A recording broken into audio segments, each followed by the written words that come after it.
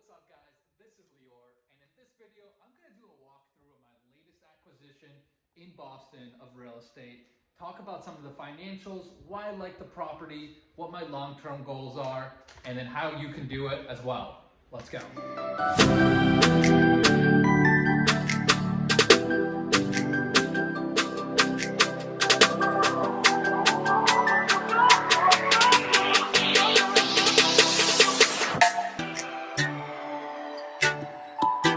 What's going on guys? I'm Lior, and in this video I'm going to walk through my latest acquisition. So right now I'm standing in one of the units. So it's a 3-unit building in Roxbury, which is a neighborhood in and around Boston.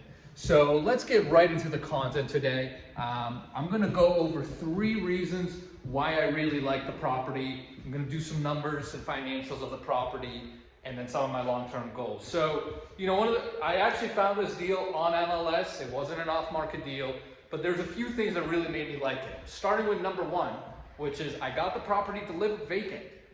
You know, that's actually, for me, it's a big advantage because, you know, a lot of these older multifamilies around the Boston area, you know, they tend to be older, they tend to need some work. So by getting the property vacant, I was able to get all people out of the property, and I was able to get right into the renovations. So with that being said, let's go into some of the renovations and you can kind of get a feel for the unit. So the units weren't too bad when I bought them, but the scope of work that I did was we actually put up new drywall over the existing. So you can see behind me that the walls look pretty clean, very smooth.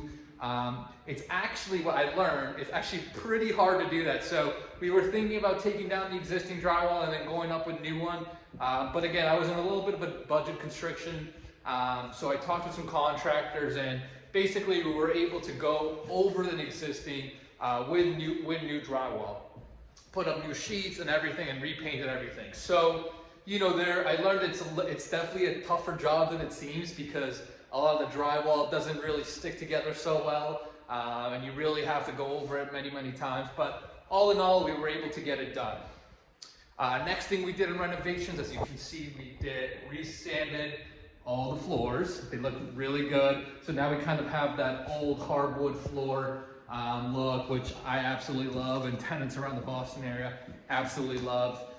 We then obviously repainted everything, so everything looks freshly. There's a fresh coat of paint everywhere. Put new appliances in the kitchen. So we put stainless steel appliances to make it look nicer. And I'll walk into the kitchen as I talk. And then finally, the other big item we did was we did plumbing work. And when I bought the building, actually, the plumbing here, the heating was a 1-system burner that was on oil. And what I did is actually converted that to 3 separate furnaces on gas. And what's cool about that is in Massachusetts, when you convert from an oil to a gas furnace, you can actually get rebates from Mass Save. So once we kind of finish everything up and lease up the building, we're gonna go back to Mass Save and then get about $2,000 per boiler in rebates for the work that we did. So that plumbing work cost about 30 grand or so, plus or minus. So we'll be able to get about $6,000 of it back into our pockets, which is fantastic. So all in all, we spent about $60,000 of work, again, mainly consisting of that plumbing work, which was a big bill of it, then doing that new drywall over the existing, and then some minor cosmetics like paint, new appliances, and you know, a couple windows here and there, that kind of thing.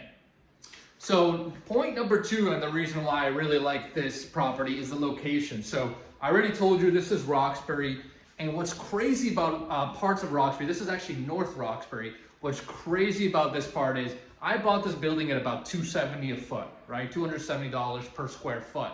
And if you go 5 minutes north of here into the south end, there's real estate literally trading at $1,100 and $1,200 per square foot. So $1,000 per square foot more than what I bought the property for. Now, obviously, you know, these areas are totally different today. But again, I'm a long-term buy and hold guy, and I've seen how different markets around Boston have changed. So I strongly believe that in the next 5-10 years, because these areas are so close to each other, I'm going to see pretty good appreciation Again, I don't bank on that, and I don't underwrite for that, but that's just my bet that I make because I see how the markets around Boston have changed. I've seen different pockets change, and again, I'm very optimistic, and I think this area has got a lot of room to grow.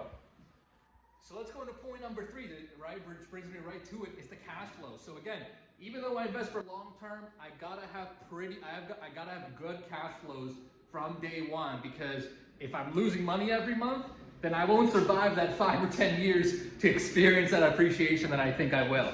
So the cash flows here actually came out very good. So my total expenses, my total PITI, or principal insurance, principal interest, taxes, insurance, it's about $5,200–$5,300 per month.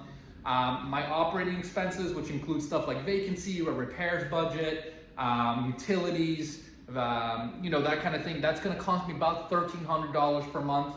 So I'm going to have total expenses of about $74, if I'm doing the math right, or $6,400 per month, right? Now I've already got one lease signed, and once I get the other two units leased up, between the 3 units, the building should be producing about $7,900 per month in gross income, which will give me a net of about $1,500 in cash flow per month, which is, again, I mean, it's pretty good. It's not mind-boggling, but those are good numbers, which will help me, again, ride out the next 5–10 years, sit on the property, enjoy some cash flows, build up reserve accounts, and then hopefully by that 5–10 years, I can really experience that equity growth, that I think will happen as the area continues to change. So now let's go into some of the details about how I'm going to operate the building, as well as some of my long-term plans with it.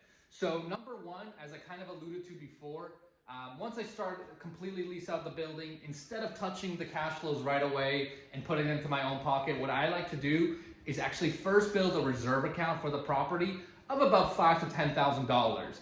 And basically what that'll allow me to do is, if I have any major expenses come up, like maybe a new roof, maybe a furnace goes out, hopefully it won't because it's brand new, but you never know. If I have a water heater go out, whatever it may be, I don't have to dip into my own cash accounts. I'll have this reserve account for this building specifically that I can use. So that's what I typically do for each of my buildings, is try to get about $5,000 to $10,000. Number 2, the other thing I'm going to look at doing is, I bought, talking about some of the financials for the building, right? I bought this building for $890,000, and I put in about $60,000 of work. So my all-in cost is about $950,000. But what I think is going to happen is, once I lease this building out and produce that $7,900 per month in gross income, I actually think, based on those financials, this building should actually be worth about $1.05 million based on going cap rates around the area. So what I'm considering doing is actually reappraising the property, and as long as I can hit that 1.05, which I think might be even able to hit a little higher, I would have created about $100,000 in equity, which is fantastic. But more importantly, I might be able even to do a cash out refi or open some sort of HELOC against this property, right? And basically use this capital for my next projects and for my next acquisitions, kind of keeping the momentum going. So obviously, it'll depend on what the property appraises at. But again, based on my numbers and the going rates, I think I'm actually being a little conservative. I might be able to hit 1.1 million. And finally, in terms of long-term operations, one other thing I'm going to do is just keep my eye out on the market, right? Because, like I said, I think this area is going to keep changing.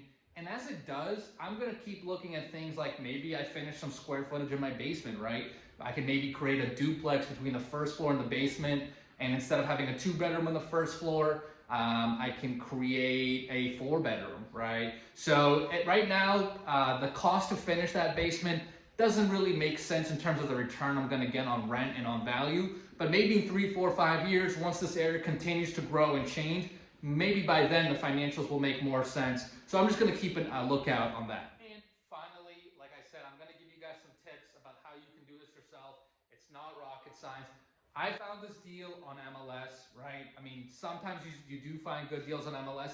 You just got to know what you're looking for, right? As soon as this deal came on market and I found out that I could get it delivered vacant, I knew right away there's some untapped potential in this property. So you just got to have your criteria very, very narrowly focused and understand what are you looking for, what kind of units, what kind of locations, what kind of terms, and then you'll be able to filter very quickly and find some potential hidden gems on the market. The other thing I'll let you guys know is, we did the $60,000 of work. Yes, it could sound potentially intimidating, but really it's not that bad. As long as we plan for it, projected the numbers, plan for also holding costs, right? So we've got now 2 months of work, which means I've got to plan out for 2 months of mortgage payments without tenants. As long as you plan for all that in advance, it really is very possible, and it's very possible to execute, and it can really be done by anyone. So hopefully that makes sense, guys. If you have any questions, any thoughts, any comments, put them below.